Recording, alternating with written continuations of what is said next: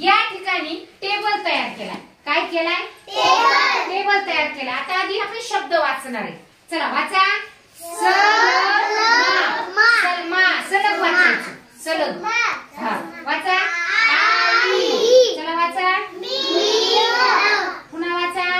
मीना, चला वाचा।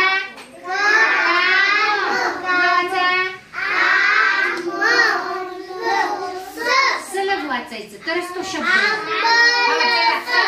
मका, हा वाचा। घे,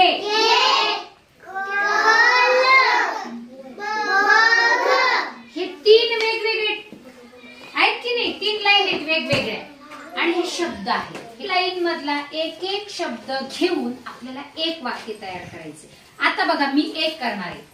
सलमा काम कर, झालं बघा पहिलं वाक्य। काय म्हणले मी? सलमा काम कर, याला वाक्य म्हणायचं। याच्यातलं एक घेतलं सलमा, याच्यातलं एक घेतलं आणि याच्यातलं एक घेतलं आणि आपल्याला अर्थ कळतो का नाही याच्यावरून? सलमा काम कर, काही लिहायचं नाही। आता दुसरं वाक्य सांगा मला, असं मी केलंय तसं। आई, आई घर बघ, बघा। आई घर बघ, पूर्ण विराम। तिनीतलं एक एक घेतलं बघा। इथं लक्ष द्या म्हणजे घरी आपल्याला आलं पाहिजे। आई घर बघ, झालं का वाक्य? हा, आता तिसरं वाक्य तयार करा। घ्यायच्यातला कोणता पण एक शब्द घ्या। मीना आमरस, हा आता इकडचं एक घ्या। कर, झालं वाक्य। म्हणा मीना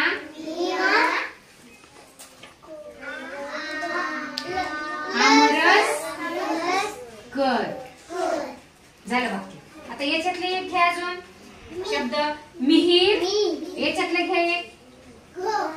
मका घे, काय? मिहीर मका घे, बघा। म्हणा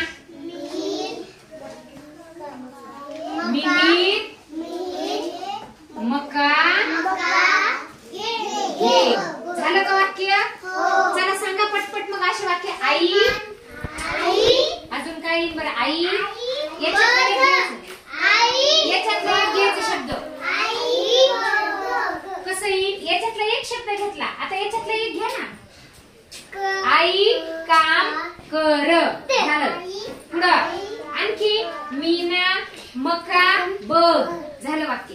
याच्यातला एक शब्द घ्यायचा, याच्यातला एक शब्द घ्यायचा आणि याच्यातला एक शब्द घ्यायचा आणि असं अर्थपूर्ण वाक्य बनवायचे। तुम्ही आता बनवणार घरी? बनवणार? छान।